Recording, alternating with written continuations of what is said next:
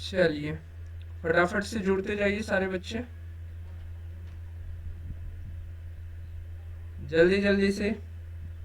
आप लोग जैसे ही देखे कि टाइम बढ़ गया, एग्जाम का डेट बढ़ गया, बस आप लोग सुस्त पड़ गए ना।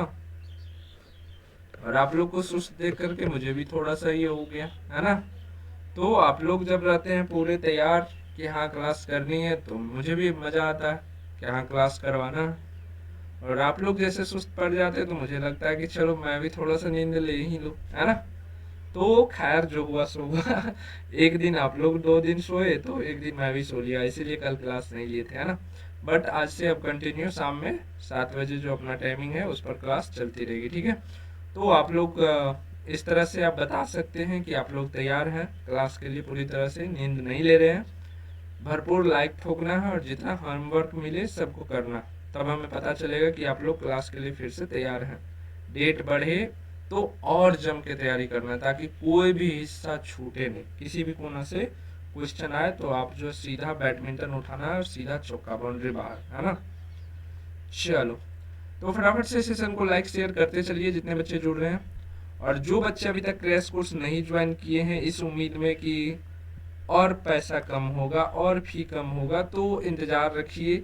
एग्ज़ाम से एक दिन पहले मैं 5 रुपया में दूंगा, बस उसी दिन आप ज्वाइन कीजिएगा। लेकिन याद रखिए उससे रिजल्ट नहीं होगा, अगर आप तब तक नहीं कुछ पढ़े हैं तो उस दिन अगर जाएंगे तो छोड़ो, मैं 5 रुपया क्या बिल्कुल फ्री कर दूंगा एग्ज़ाम से एक दिन पहले, तो उस दिन कुछ फ़ायदा नहीं होगा, है ना। तो अभी से ऑलमोस्ट आपको 1 मंथ प्लस है ना, 1 मंथ 10 डेज या उससे भी प्लस टाइम है। तो अभी अगर चाहते हैं आप प्रॉपर तैयारी करना तो आप कर सकते हैं। और बीएससी नर्सिंग एएनएम जीएनएम वाले के लिए तो अभी 2 मंथ प्लस टाइम है, तो आपका अच्छे से कोर्स कंप्लीट हो जाएगा, क्रैश कोर्स, ठीक है। तो आप लोगों को जरूर क्रैश कोर्स ज्वाइन करना चाहिए, जिसमें daily live class plus recording lectures दे करके आपके पूरे सिलेबस कवर किए जाएंगे। जो भी थ्योरी क्लासेस होंगी उसकी नोट्स मिलेगी chapter wise, practice set question, weekly test, personal guidance. Fee 499 है, बस हमने 350 में आप लोगों के लिए क्रैश कोर्स कर दिया। इस व्हाट्सअप नंबर पर 9470 जो है इस पर मैसेज करके सारी जानकारी ले सकते हैं, कैसे पेमेंट करनी है, किस ऐप पर होती है। बाकी टेस्ट सीरीज सभी बच्चों को ज्वाइन करना चाहिए, चाहे आप पैरामेडिकल का कर रहे हो, BSc nursing, ANM GNM. 199 rupees में आपको हम डेली टेस्ट दे रहे हैं अभी से एग्जाम तक, और टेस्ट की पीडीएफ भी आपको मिलती रहेगी डेली, है ना। और सबसे बड़ी बात है कि हम एग्जाम पैटर्न पर टेस्ट ले रहे हैं, जैसे एग्जाम में जितना टाइम के लिए आपको क्वेश्चन देगा उसके बाद क्वेश्चन छीन लेगा, उसी आधारित आपका टेस्ट चलता है डेली, है ना। 199 रुपीज़ है। अगर आप पूरा फुल पैकेज लेते हैं तो 499 में ही हम जो है आपको क्रैश कोर्स प्लस में टेस्ट सीरीज और मॉडल सेट भी दे रहे हैं 600 क्वेश्चन के साथ वाला, है ना। 600 क्वेश्चन के साथ वाला आपको मॉडल सेट दे रहे हैं। तो सारे बच्चे जो है फुल जो है पैकेज ले लीजिए, जिनको बीएससी नर्सिंग या एएनएम जीएनएम देना है। तो आपको पैरामेडिकल भी उसी में सब्सक्रिप्शन में हो जाएगा, दोबारा फी देने की जरूरत नहीं है। चलिए सभी लोग सेशन को लाइक कर दिए, आ जाए क्वेश्चन पर। चलिए तो आज दबा के क्वेश्चन करना है, सब लोग फटाफट से सेशन को लाइक कीजिए, इतना लाइक कीजिए कि फिर लाइक वाला बटन ही ना बचे। चलो, बोल रहा है एक वस्तु को 60 डिग्री के कोण पर 100 न्यूटन का बल लगाकर 10 मीटर खींचा गया, कार्य होगा एफ एस कॉस थीटा ना, डब्ल्यू बराबर एफ एस कॉस थीटा ना। तो जल्दी से लगाइए, एफ एस कॉस थीटा में क्या हो जाएगा। फोर्स आपको दिया हुआ है सर जी 100 न्यूटन, डिस्प्लेसमेंट दिया हुआ 10 मीटर, और कोस थीटा का मान 60 डिग्री। 60 डिग्री का वैल्यू कितना होता है बच्चों, 1/2 ना। तो उसको क्या लिखेंगे, 1/2 लिखेंगे। इससे कट मार देंगे तो कितना हो जाएगा 5। इससे डायरेक्ट मल्टीप्लाई करेंगे तो कितना हो जाएगा 500। वर्क का यूनिट जूल ना। तो राइट आंसर क्या हो गया, बी, ठीक है। चलो आगे बढ़ते हैं। नेक्स्ट है, if angular velocity is w end moment of inertia is i, angular momentum l is, तो l बराबर क्या होगा i इंटू ओमेगा, है ना। सिंपल सी बात है, ये तो फॉर्मूला ही है। तो i बाय ओमेगा, नहीं b हो जाएगा, बिल्कुल सही जवाब b वाले जितने हैं। फटाफट से कीजिए आंसर। चलिए नेक्स्ट क्वेश्चन की ओर बढ़े। चलिए आगे बढ़ते हैं। अगला क्वेश्चन है ग्रेविटेशनल कांस्टेंट, है ना, जी इज, जी का यूनिट पूछ रहा है। वैसे तो जी का वैल्यू जो होता है ना वो कितना होता है 6.67 इंटू 10⁻⁻11 न्यूटन मीटर स्क्वायर पर केजी स्क्वायर, है ना, ये होता है। तो राइट आंसर क्या हो जाएगा? Right answer newton meter square पर केजी स्क्वायर, ये हो जाएगा ना, बी नंबर ना। चलो, तो स्मॉल जी का यूनिट और प्लस में मान और प्लस में यूनिट, जैसे कि मैंने ऊपर में लिखा कैपिटल जी का, तो वो था ग्रेविटेशनल कांस्टेंट। अब जो है हम लोग स्मॉल जी यानी कि ग्रेविटेशनल एक्सलेरेशन, इसका आपको जो है मान और यूनिट दोनों लिखना है कमेंट में। पहला होमवर्क मिल गया, ठीक ना, याद रखिएगा। किसी उपग्रह की कक्षा में कुल ऊर्जा होती है total energy of a satellite in orbit. एक ऑर्बिट में टोटल सैटेलाइट में कुल कितना एनर्जी होगा? ये तो निगेटिव चला जाएगा जी, एवरी पॉइंट पर द मोमेंट ही चेंज होगा, तो ऑलवेज निगेटिव मार देना, है ना। चलो आगे बढ़े। अगला क्वेश्चन है torque, the unit of torque. Torque का यूनिट क्या होता है? सिंपल सा बताओ जल्दी। न्यूटन इंटू मीटर ना। चलो, अरे डी कौन मार रहा है, पीटेंगे इतना कि बस, है ना। और टेस्ट में आजकल जो बच्चे टेस्ट सीरीज में जो ज्वाइन किए हुए टेस्ट सीरीज 50% बच्चे का देख रहे हैं हम लोग, है ना।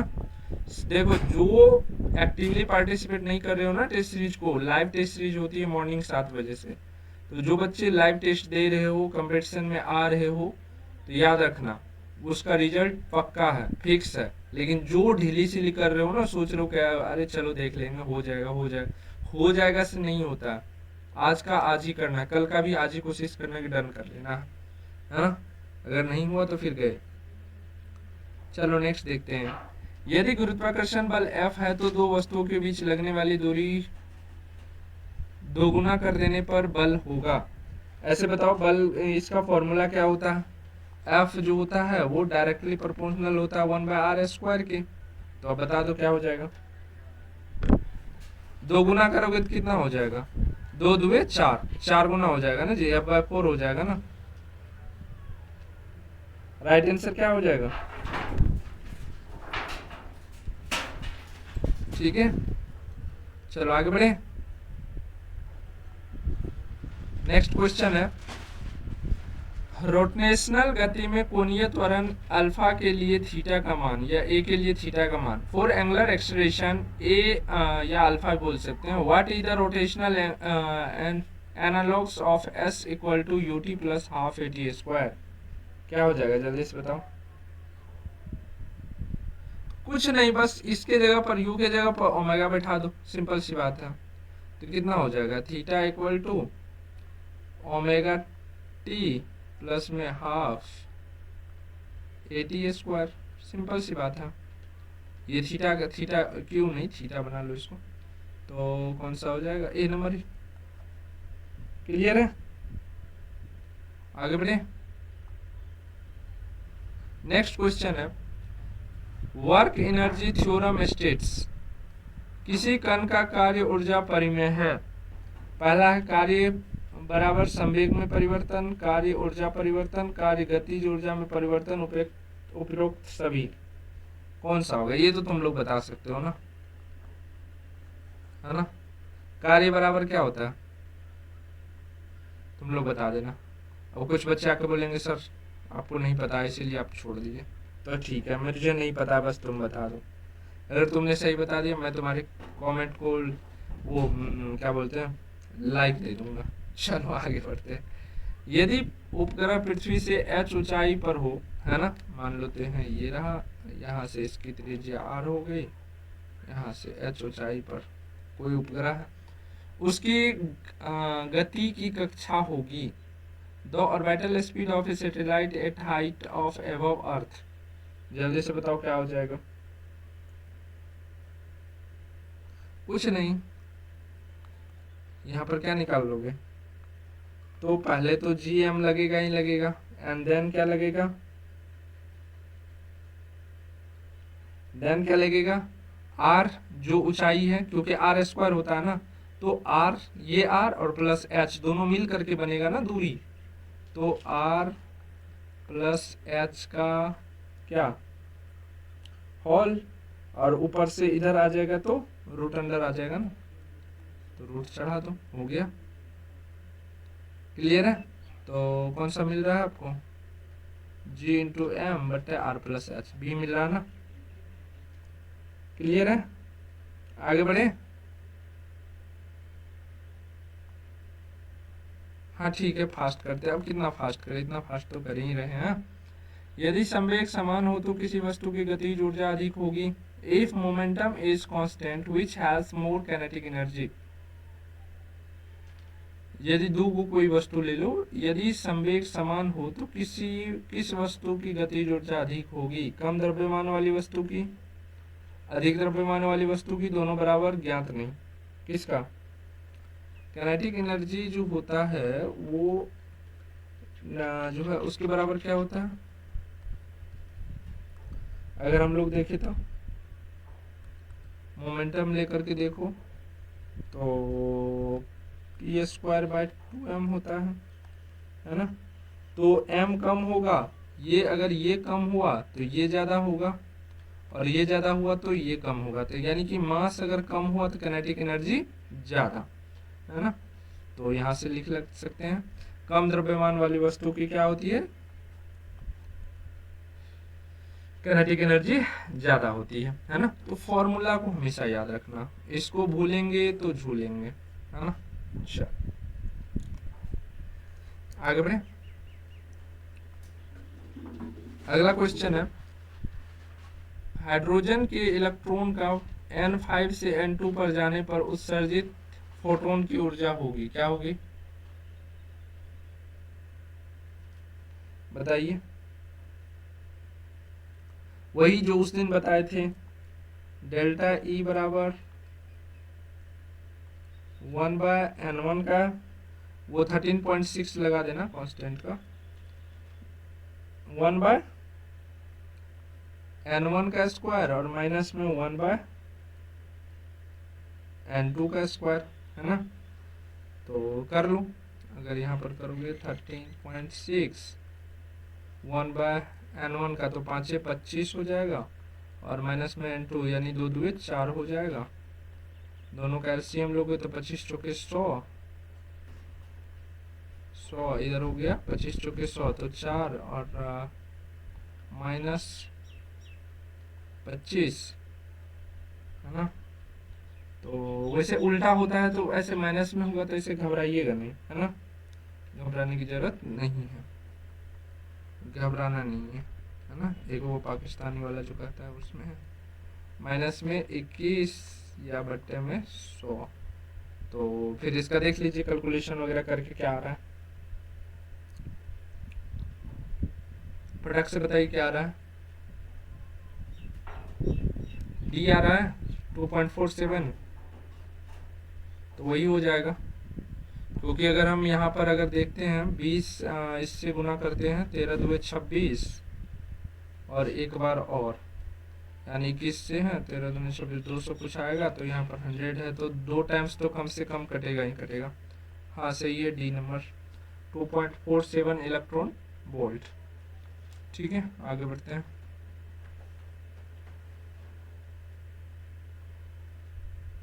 नेक्स्ट क्वेश्चन, लेमडा और इक्वल टू 500 नैनोमीटर है तो फोटोन की ऊर्जा होगी। लेमडा का मान 500 नैनोमीटर दिया हुआ है, तो फोटोन एनर्जी निकालिए फटाक से।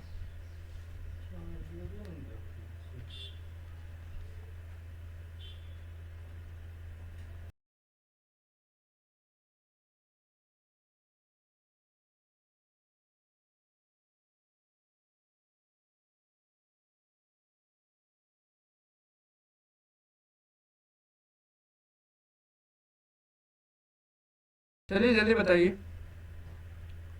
हाँ बस हो गया, भुला गए, कैसे भुला सकते हैं। ई बराबर क्या होता है, एच सी बाई लेमडा होता है, तो यहाँ से लगा सकते हैं ना। तो लगाइए। लैम्डा का मान दिया हुआ है, सी का मान पता है, नहीं आ जाएगा। एच का भी वैल्यू तो पता ही होगा, कितना आ रहा है।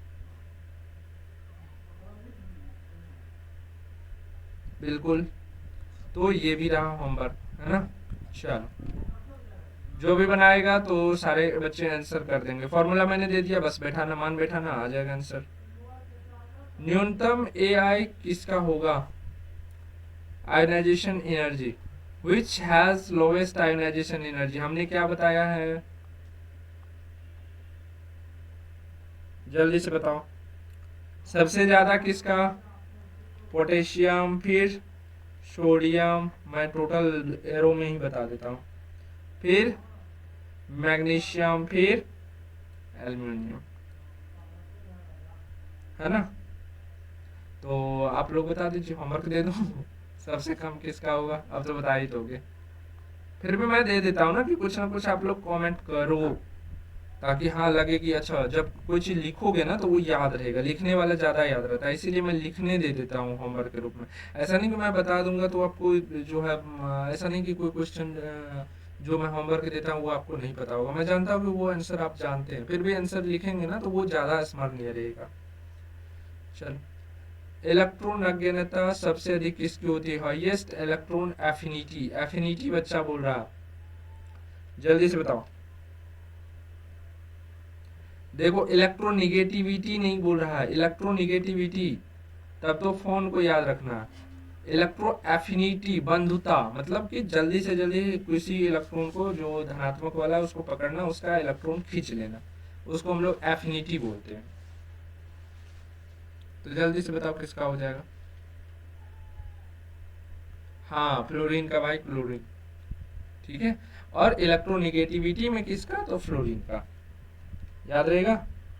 तो सर फ्लोरीन क्लोरीन में किसका सबसे ज्यादा? तो पहले क्लोरीन देन फ्लोरीन, इस दोनों में अगर कंपैरिजन करना हो तो।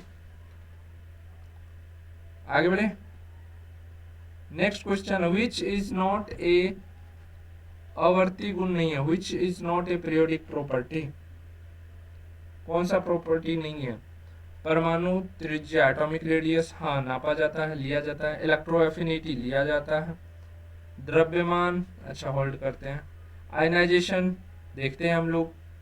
तो क्या मास हम लोग देखते हैं? मास में कहीं इधर से इधर जाने पर, इधर से इधर जाने पर ऐसा कोई फॉर्मूला बना? नहीं। तो ये हमारा किसी प्रकार का प्रॉपर्टीज नहीं है पीरियोडिक टेबल में। बाकी atomic radius, electron affinity, ionization energy, ये सब क्या है? हमारा प्रॉपर्टीज है जिसका हम लोग स्टडी करते हैं, किसके अकॉर्डिंग? एटॉमिक नंबर के अकॉर्डिंग, है ना। चलो, नेक्स्ट है, सारे बच्चे आंसर करते चलिए। आप लोग बोलते हैं कि सर ज्यादा टाइम लग जा रहा है, इसीलिए मैं करते जा रहा हूँ। डी ऑर्बिटल की अधिकतम इलेक्ट्रॉन की संख्या है, maximum electron in D orbital. D orbital में कितना होता है? एस में 2 इलेक्ट्रॉन, पी में 6 इलेक्ट्रॉन, डी में 10 इलेक्ट्रॉन और एफ में 14 इलेक्ट्रॉन, ठीक है। तो जल्दी से बता दो डी का कितना हो जाएगा? हो जाएगा ना, कितना? मैंने सबका इसलिए बता दिया कि अगर मे भी यहाँ पर हम डी का पूछे एग्जाम में, एफ का पूछ ले, है ना। तो नेक्स्ट है, बोर्स मॉडल सही नहीं है। बोर मॉडल किसके लिए सही नहीं है? जल्दी से बताओ।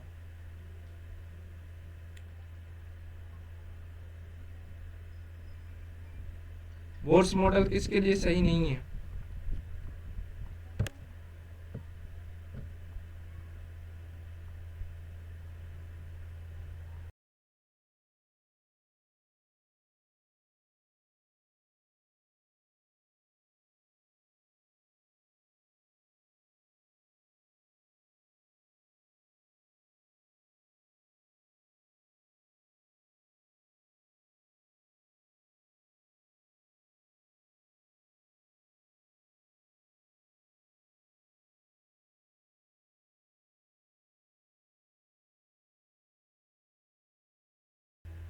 चलिए जल्दी से बताइए, नहीं निकला क्या? बताओ, मैं तो कमेंट देखने लगा सबका, मैं सोचा तुम लोग निकालोगे। देखो बोर्स मॉडल ना स्पेशली हाइड्रोजन के लिए है, देन हीलियम के लिए भी है थोड़ा बहुत, ठीक है। लेकिन मल्टी इलेक्ट्रॉन परमाणु के लिए जो ज्यादा से ज्यादा बोर्स मॉडल ना, अब मान लो कि एक यहाँ पर हाइड्रोजन में एक इलेक्ट्रॉन होता है, हीलियम में दो होता, लेकिन तीन चार जैसे ही आता है ना बोर्स मॉडल फेल करने लगता है ना, तो इसलिए जो है सी यानी कि मल्टी इलेक्ट्रॉन के लिए नहीं है, एक से दो इलेक्ट्रॉन ही बोर्स मॉडल संभाल पाता है। नेक्स्ट देते हैं, किस उप श्रेणी में इलेक्ट्रॉन भरने का क्रम किससे तय होता है? Order of electron filling is decided by, electron filling हम किस हिसाब से डिनोट करते हैं? ऑफ वाव का रूल याद करो, ऑफ वाव का रूल n+1 ना, n+1 ना,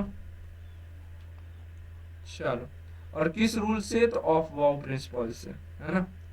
फ्लोएम टेस्ट में Na का कलर कैसा होता है? सॉरी, फ्लेम टेस्ट में Na का कलर कैसा होता है? जब हम लोग फ्लेम यानी आग पर Na यानी कि सोडियम को जलाइएगा तो कैसा कलर देगा? Yellow, red, green, blue. Homework दे देता हूँ, नॉर्मल सी क्वेश्चन है ना। सर कैसे पता करें? रात में देख लेना जला के ठीक है। पॉली एक्सक्लूजन प्रिंसिपल स्टेट, है ना, पॉली का जो नियम था उसके अकॉर्डिंग पहला है दो इलेक्ट्रॉन एक ऑर्बिट में नहीं रह सकते हैं, ठीक है। Both two electrons are not adjust in one orbital, ठीक है, पहला स्टेटमेंट ये है। दो इलेक्ट्रॉन के क्वांटम नंबर समान नहीं है। Two electrons have no same quantum number, ठीक है। तीसरा ऑप्शन है इलेक्ट्रॉन हमेशा जोड़े में रहते हैं, मीन्स इंग्लिश में कहे तो electron always remain in pair. Last option है ए बी दोनों। कौन सा? पॉली के अकॉर्डिंग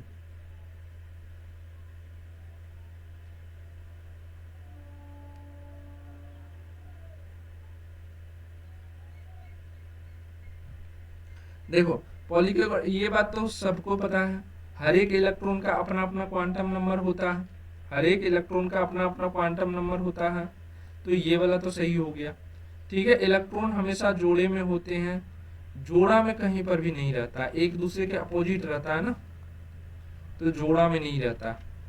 दो इलेक्ट्रॉन एक ऑर्बिटल में नहीं हो सकते हैं। देखो दो ऑर्बिटल एक जो है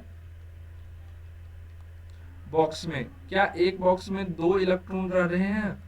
नहीं, एंटी डायरेक्शनल रह रहे हैं, एंटी डायरेक्शनल रह रहे हैं, ठीक है। तो राइट आंसर क्या हो जाएगा? ए और बी दोनों बन रहा है, तो राइट आंसर हो जाएगा डी, हो जाएगा डी, ठीक है, डी हो जाएगा। चलो आगे बढ़ते हैं।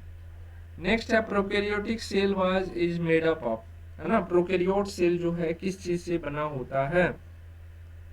जल्दी से बताओ, हम लोग यूकैरियोट है या प्रोकैरियोट है? बताओ बताओ बताओ।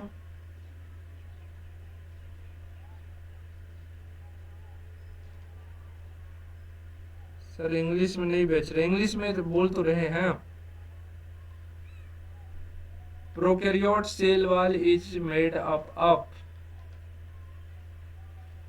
बोल रहा है कि प्रोकैरियोट सेल जो होता है जैसे बैक्टीरिया वगैरह का जो होता है वो किस चीज का बना होता है?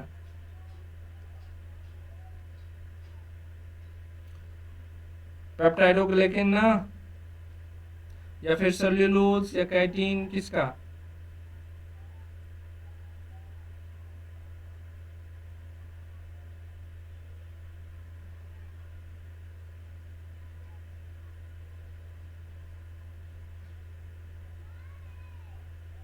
उफ, चल आगे बढ़े। हाँ सही है, चलो आगे बढ़ते हैं। हाँ बिल्कुल सही। नेक्स्ट, कौन सा अंग कोशिका झिल्ली रहित है? Which of the following is non membranes? Ribosome non membranes मतलब पता है ना? हाँ, राइबोसोम, माइटोकॉन्ड्रिया,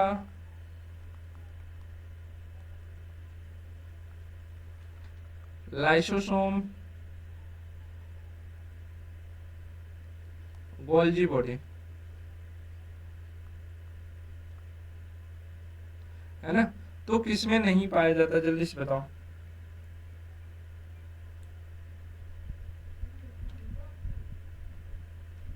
देखो माइटोकॉन्ड्रिया ये नॉन मेम्ब्रेनस कहने का मतलब डबल मेम्ब्रेन जो होता है, डबल मेम्ब्रेन जो ऑर्गेनेल होता है माइटोकॉन्ड्रिया में होता है, ठीक है। लाइसोसोम में भी होता है, गोल्जी बॉडी में भी होता है, लेकिन राइबोसोम सिंगल होता है ना। तो राइट आंसर क्या हो गया, ये हो गया। चलिए फास्ट देखते हैं थोड़ा सा। विच living tissue is present in sieve tube, ठीक है।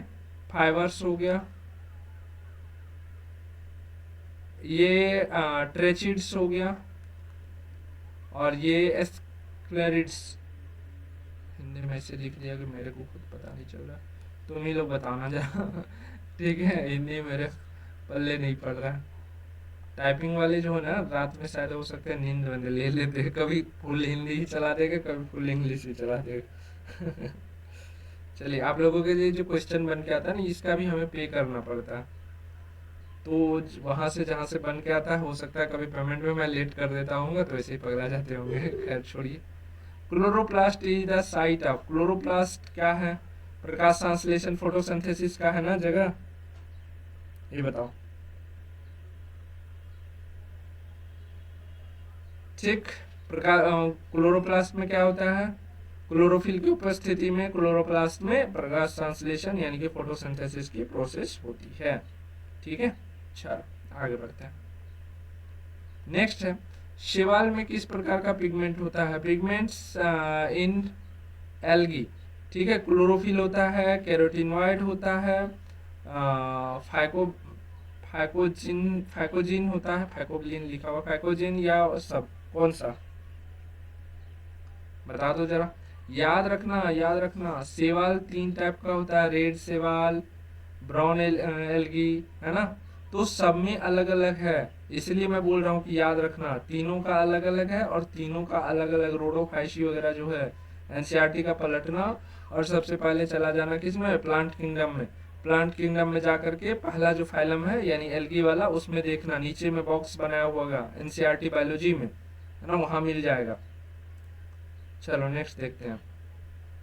टेरिडोफाइटा में मुख्य जनन अंग है, main reproductive organ in pteridophyta.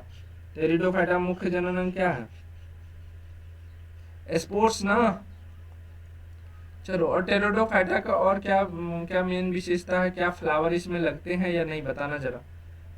Which group has dicot plant, dicot plants कौन सा है, ये तो मुझे खुद नहीं समझ में आ रहा है हिंदी में। मांसपर्णी, एक बीजपत्री, द्विबीजपत्री, द्विबीजपत्री को ना डाइकोट बोलते हैं ना, आई थिंक। बताओ, तुम ही लोग बता देना। थोड़ा सा सॉरी फॉर दिस मिस्टेक, है ना, आगे से मैं इस पर ध्यान रखूंगा। नेक्स्ट देखते हैं, vascular tissue include xylem, phloem, both, none. तो दोनों के दोनों वेस्कुलर है ना, क्यों, क्योंकि दोनों से सारा चीज आ जा रहा है ना। तो राइट आंसर क्या हो जाएगा, बोथ। वेस्कुलर मतलब वेसल्स यानी कि पाइप, सीधा समझो मोटर का पाइप, जिससे कुछ आ जा सके। नेक्स्ट है, स्वरस और कठोर ऊतक है, विच साइड सॉफ्ट एंड, ये भी पल्ले से गया, है ना। जिस बच्चे को हिंदी में ये सब पता हो प्लीज बता देना कमेंट में, है ना, मैं देख लूंगा। नेक्स्ट टाइम से ऐसा नहीं होगा, है ना। पौधे की जड़ के आवरण को कहते हैं, ये तो मैं जान चुका हूँ, क्योंकि ये आगे में ऐसे टोपा लगा रहता है, जो कि क्या करता है, मेरिस्टेम को जो है प्रोटेक्ट करके रखता है, क्योंकि यहाँ पर नया नया सेल बनते रहता है, जो कि रूट्स के लंबाई को बढ़ाते रहता है, तो इसको हम लोग बोलते हैं रूट क्या, है ना, रूट क्या। तो ये तो मुझे पता था, तो मैंने आंसर लगा दिया डायरेक्ट, है ना। तो चलिए आज के लिए बस इतना ही रहने देते हैं, और कल महा एपिसोड भी चलेगी। तो जो बच्चे अभी तक टेस्ट सीरीज नहीं ज्वाइन किए हैं, प्लीज़ ज्वाइन कर लीजिए, आपके लिए बेनिफिट होने वाली है, एग्जाम में पता चलेगा, है ना। चाहे मेरे पास करो, कहीं और करे, यहाँ मेरे पास नहीं कि हाँ मेरे पास ही कीजिए, कहीं भी करिए, लेकिन करिए। और कौन कौन बच्चे टेस्ट सीरीज ज्वाइन कर चुके कमेंट में हमें बताएंगे, कहीं पर भी, मेरे पास नहीं, कहीं पर भी, है ना, कहीं पर भी ज्वाइन करो, मगर कर लो, क्योंकि उससे आपको जो है ना बेनिफिट मिलेगी। ऐसा टेस्ट सीरीज मत ज्वाइन करना कि हाँ दिन में कभी भी दे देना, नहीं, टाइम से, क्योंकि आपके एग्जाम में ऐसा नहीं कि आपके अकॉर्डिंग चल देगा, जब मन हुआ तब दे देंगे, 5 क्वेश्चन अभी का आंसर दे दिए, 5 क्वेश्चन बाद में देंगे, नहीं, टाइम से लाइव टेस्ट होना चाहिए कि हाँ 10 बजे स्टार्ट हुआ तो 11 बजे तक खत्म, या 10:30 तक खत्म, या 12 तक खत्म। तो उसमें बच्चों को कॉन्शियस होकर के देना होता है कि हाँ इस टाइम में हमको देना है, और तब क्या आपका स्कोर निकल के आता है वही आगे रिफ्लेक्ट होगा, है ना। तो चलिए, थैंक यू सो मच सभी को क्लास ज्वाइन करने के लिए, और इस सेशन को ढेर सारा लाइक और शेयर करिए, और जितने होमवर्क मिला सबका आंसर करेंगे, तभी मैं समझूंगा कि फिर आप लोग जो है पढ़ाई के प्रति कॉन्शियस हो गए। नहीं तो डेट बढ़ने के साथ साथ बहुत बच्चे सुस्त पड़ गए। सुस्त नहीं पढ़ना, ठीक है। चलिए मिलते हैं फिर कल।